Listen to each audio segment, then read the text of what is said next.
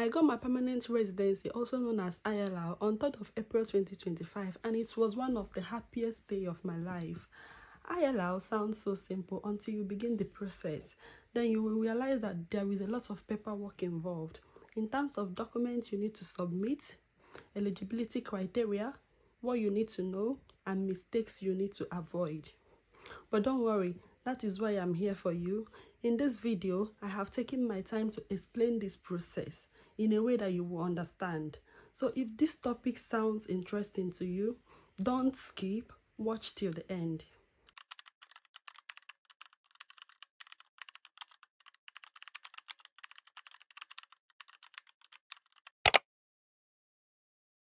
Hey guys, welcome back to my channel. My name is Ollie, and in today's video we'll be talking about ILR.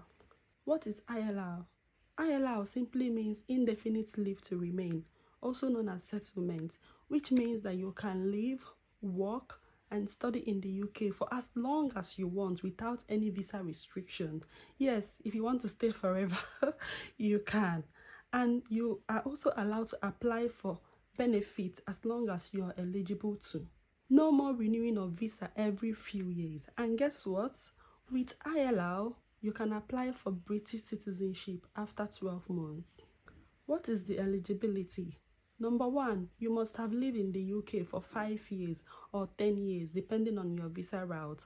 For example, I'm on a skilled work visa, also known as healthcare worker visa, and I'm only required to have lived in the UK for 5 years before I can apply. Some other persons, their own route may require them to stay for 10 years, like long residence visa. Also, you need to know the rules as to what counts towards your time. Like, you know that those on a study visa or postgraduate visa, you don't count it. You must meet the salary requirements. You all know that there is a new rule to ILR, whereby they need you to meet a salary requirement according to the job that you're doing. You are also expected to continue to be needed in your job even after the ILR application. You're going to get this letter from your employer. You must demonstrate the knowledge of life in the UK as long as you're within the age of 18 years to 64 years. Anyone below this age is not required to take this life in the UK test, or if you're above, you're not required to. Between 18 to 64, you must write and pass your life in the UK test. You must also pass your English language test. There are exemptions, like those on skilled work visa or healthcare visa route. Because you've already proved this earlier, is no longer required at this stage. You know, those that have written and passed their IELTS or OET, or you submitted your ECTIS or your NARIC, you are no longer needed to submit this requirement at this stage. Otherwise, it is needed. You must not stay more than 180 days in the UK. Yeah, you don't need to have too many absence. Otherwise, you may have to sort yourself. You don't have to apply if you know that you have stayed more than 180 days. It is one of the reasons why ILR can be denied. And you must not have any serious criminal record. What are the common ILR routes? Number 1 is spouse visa, which you're allowed to apply after 5 years. You can go for ILR. Skilled worker visa or tier 2 visa or health and care worker visa. After 5 years, you can apply. Long residence. This one has 10-year rule. Ancestry visa. Refugee/humanitarian protection visa. Then there are some documents that you need. One of them is your passport. Both old and new passport is required. Another one is your BRP. Both old and new BRPs and your visas is required. Another one is proof of residence, like your bills, tenancy, etc. English language certificate, life in the UK test. So for someone like me, I applied on a skilled worker visa. There are additional documents that I uploaded according to my circumstance. So when I initially got my visa, that was during COVID. I had to prove the reason for that absence. I submitted a letter from my employer stating reasons for my absences and paid annual leave, plus employability stand in the future. I also submitted my e-ticket showing my travel to Nigeria. For any time that you were absent in the UK, you're going to prove it. So if you're traveling now, make sure you keep all your e-tickets available so that you can use it as a proof to show that this is the correct number of days I have stayed outside of the UK. The rule is that you're not meant to stay more than 180 days in a 12-month period. Okay? So I submitted that. I also submitted my recent payslip and bank or building society name. So when you fill that, when you begin the process, there are downloadable files that you're also supposed to sign and submit.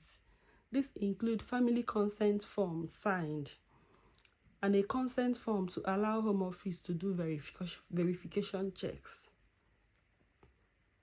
Also, child benefit letter from HMRC and a typed letter explaining what happened. So in my own case, because when I gave birth, I applied for child benefit unknowingly.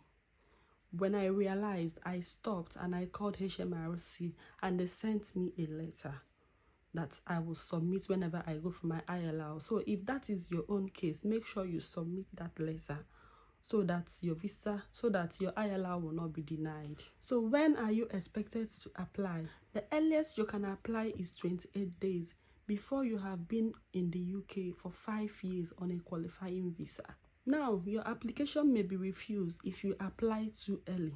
Also, don't leave it till later, because if you apply late, the implication is that you will have to renew your visa first before you will be allowed to apply for ILR. So there is ILR calculator that you can use. Application method: apply online through the gov.uk portal. When you're applying, your partner and your children can apply with you if they are eligible. You can choose a standard, priority, or super priority service, depending on the size of your pocket.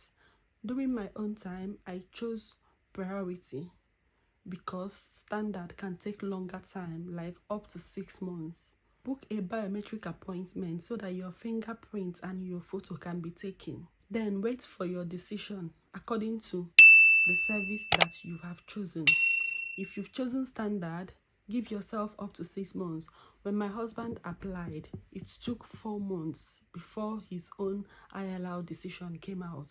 So when I applied, because of that, I paid for priority visa. It's extra £500. So if you're going for a priority one, you're paying additional £500. If you want super priority, you're paying additional £1,000. For the priority, which I used, it came out under 3 days. Okay, they will say give it 5 working days. For super priority, it's just 2 working days. So it's up to you which service you want to choose. Mistakes to avoid. So this is the real deal, because if you're not careful, that ILR may be rejected and you don't want that to happen. Okay, make sure that your number of absences do not exceed 180 days in a 12-month period. So if you're traveling on a holiday, you're traveling back to your own country, in a 12-month period, do not exceed 180 days, because it can lead to rejection of your application. When you're submitting your documents, make sure that you're not missing out on any documents. There are options for you to pay so that your documents will be submitted for you. When I did my own, I submitted it myself. Okay, so if you're doing it yourself, make sure you're not missing out on any documents. Also, make sure that you have not failed your life in the UK test. You must pass it before you can apply for ILR. And do not use outdated documents. If your passport has expired, you need to make a new one. Don't use outdated documents in this application. It can lead to rejection. Also, make sure that when you're applying, that you're applying through the correct visa route. Like if you're on a skilled work visa, make sure that online that you're applying through skilled worker visa route. Apply through a link that stated skilled work visa application to ILR. Don't go and click on the link for someone on spouse visa or another type of visa when you are on a different visa. You need to stay organized. don't be confused while you're doing this application. Also, do not apply too early or too late. So I advise you to use your ILR calculator. In conclusion, this is basically the steps and few things you need to know about ILR application.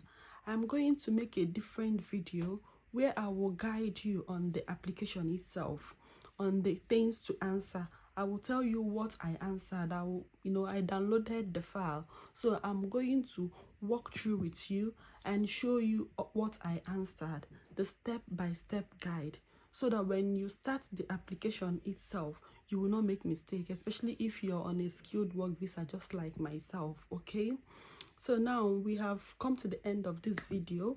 At this point, if you're yet to subscribe, please hit that subscribe button, like this video, comment, let me know the visa that you're on. If you have any question, I am here to answer you. I am here to clarify. Okay, drop your comments, okay, and I'm going to respond to you. Thank you for watching. My name is Ole, and I'll see you on my next video. Bye bye.